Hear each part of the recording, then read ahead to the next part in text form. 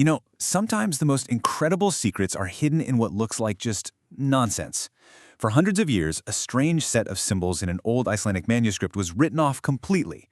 But today, we're going to peel back the layers on how a lost runic code was finally cracked, revealing an amazing piece of data encryption used by Norse Greenlanders. And this was pretty much the final word on it. The scholar who first documented these runes, John Olofsson, called them krabul, which is a fantastic Icelandic word for scribbles or crow nonsense. He thought they were totally useless, maybe some failed artistic experiment. But what if he was just looking at it all wrong? And here they are. Just look at that bottom row. I mean, these are not your standard sharp angular runes. They're animals, creatures from the sea. You can see a prawn, a crab, and a fish.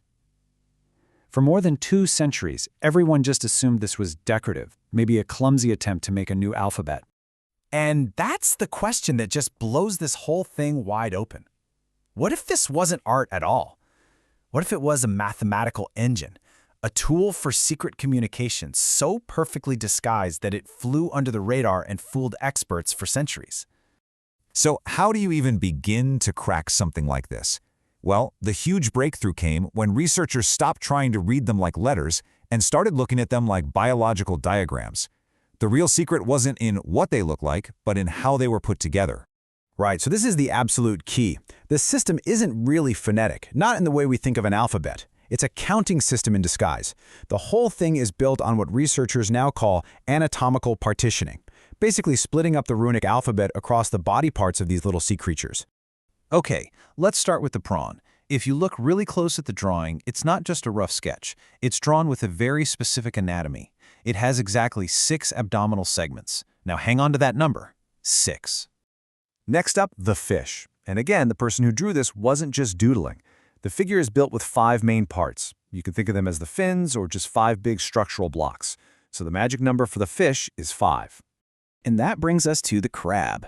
It's drawn with 10 limbs, but here's where it gets really clever. The system doesn't see them as 10 individual legs. It sees them as 5 symmetrical pairs. So the key number for the crab is also 5. And boom, here's how that engine works. This 16-rune Younger Futhark alphabet is split into 3 families, or atir. The prawn's 6 segments, they map perfectly to the first family of 6 runes. The crab's 5 pairs of limbs, that's the second family of 5 runes. And the fish's 5 fins, you guessed it, the third family of 5 runes. It's a mechanical coordinate system disguised as animals.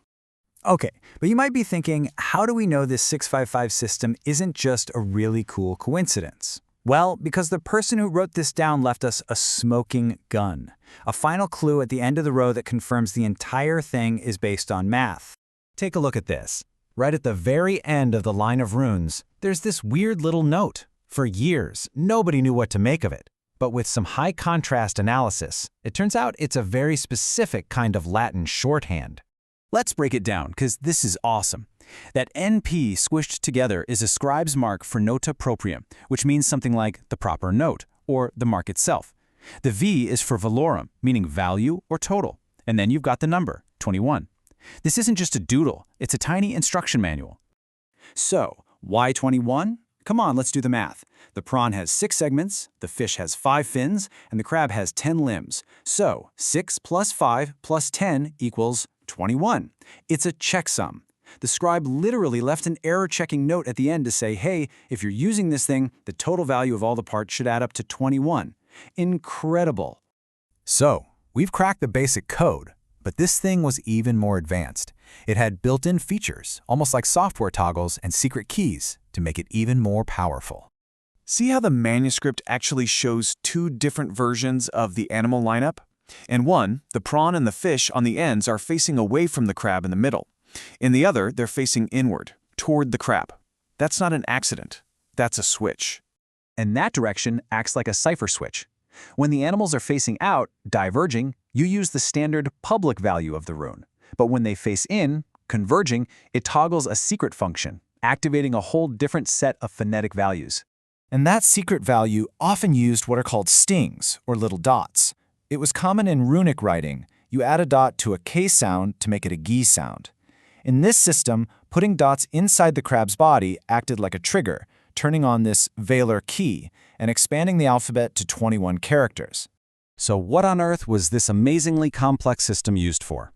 Well, the animals themselves give us the biggest clue. This wasn't for writing epic poems. This was for business. This was a lost marine ledger. The theory that pulls it all together is that this was a form of marine currency.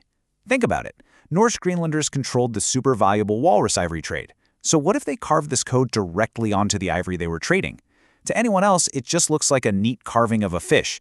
But to someone who knows the code, the number of fins is the price, or the quantity. It's a secret, indestructible ledger.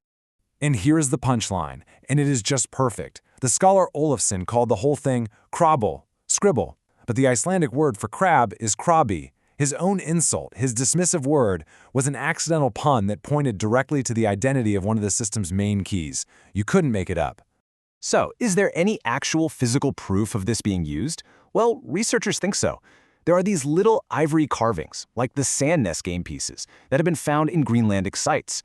For decades, they've been sitting in museum drawers, labeled as toys, but they might actually be the physical hardware for this very encryption engine.